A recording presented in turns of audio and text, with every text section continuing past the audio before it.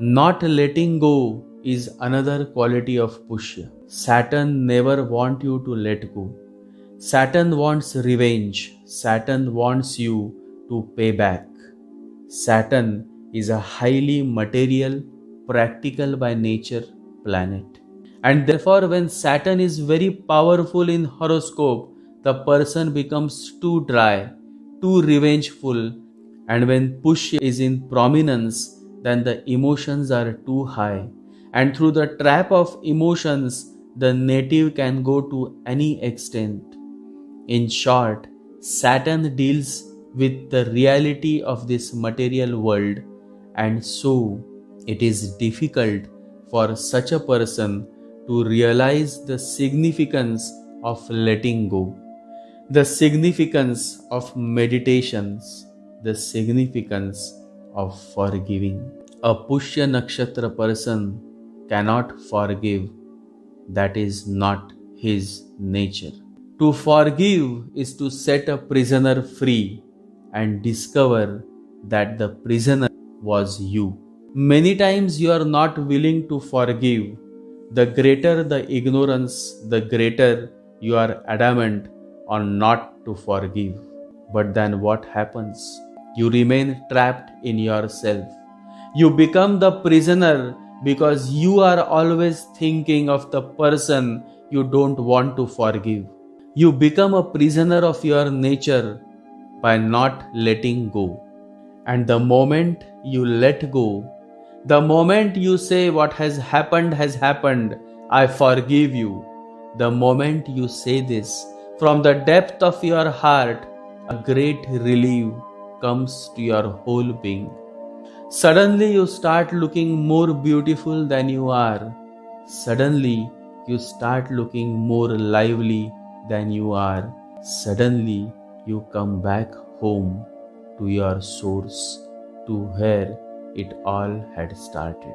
Pushya finds it difficult to forgive, and I am saying this simply to help all Pushya natives to realize that it is through the higher realms of consciousness that you can forgive. You can rise above duty and realize the importance of responsibility, that you too can transform yourself. After all, this human life, this astrology is not just to let you know what you are. It is not a full stop, it is just a comma. It is just a signal that you can begin afresh, that you can restart, that there is always a second chance, and life always provides you with a second chance to grow, to transform, to realize your shortcoming, to evolve into a much matured person. Saturn Pushya is the start of maturity. Saturn Anuradha is at the mid of maturity, and Saturn Uttara Bhadrapada is at the peak of maturity. Here, Saturn is much matured, and the abode of Jupiter's, that is Pisces sign, brings a certain depth to Saturn, a certain level of understanding to Saturn. Interestingly, Saturn makes his home in all the three signs of emotions and sensitivity. All the three signs, Cancer, Scorpio, Pisces, are signs that melt, that can cry, that can show their emotions, that can express themselves in the most beautiful way possible. It is one of the strangest things to happen that the most dry planet Saturn dwells in the nakshatras of the most juicy, most emotional sensitive signs, Cancer, Scorpio and Pisces. These all three signs are signs of moksha, final liberation. You see, that is why Saturn dwells in these signs, because it is only through the karmic cycle that the liberation happens. Karma Yoga is the territory of Saturn, and Swami Vivekananda beautifully conveys the significance of Karma Yoga in this Kali Yuga.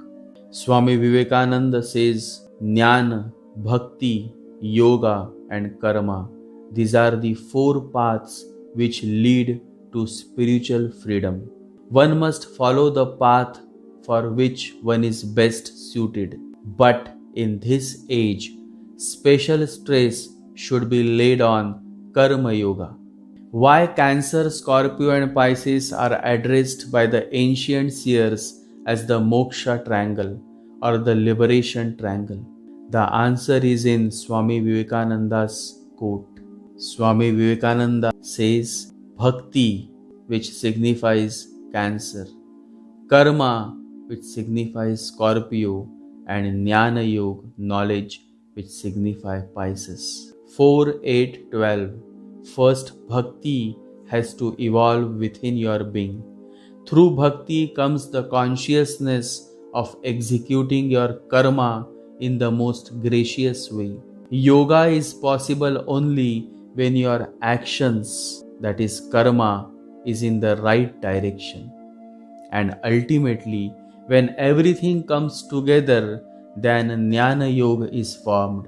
And it is through this passage of Jnana Yoga, that is self-realized knowledge, that the ultimate moksha, liberation happens. And it happens in the 12th sign of Pisces. And it happens very much when you are alive. You don't have to die to become liberated. It is a myth that people believe that moksha or liberation happens after death. What is moksha? Moksha is ultimate freedom from the prison called mind.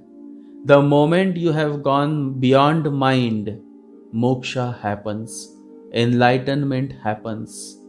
Jesus attained moksha while being alive. Buddha, Mahavira, Muhammad, all the divine masters attained the stage of moksha while being alive. And so please remove this myth from your mind that moksha happens after death. Paramahamsa Yogananda says, don't depend on death to liberate you from your imperfections. You are exactly the same after death as you were before. Nothing changes. You only give up the body.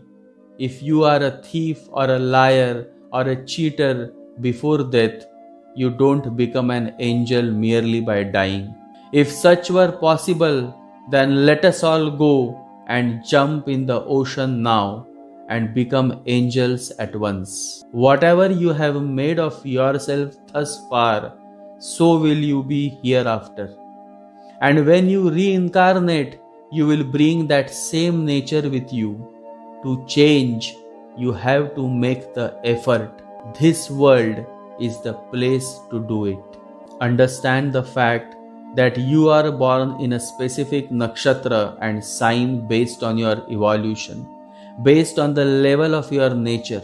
A pious man or a pious woman with certain quality of nature will be born on a star or a nakshatra that relates to his or her quality of nature. So it is not God who directs you to take birth on a certain nakshatra. It is your own karmic quality that directs you to take birth on a certain nakshatra.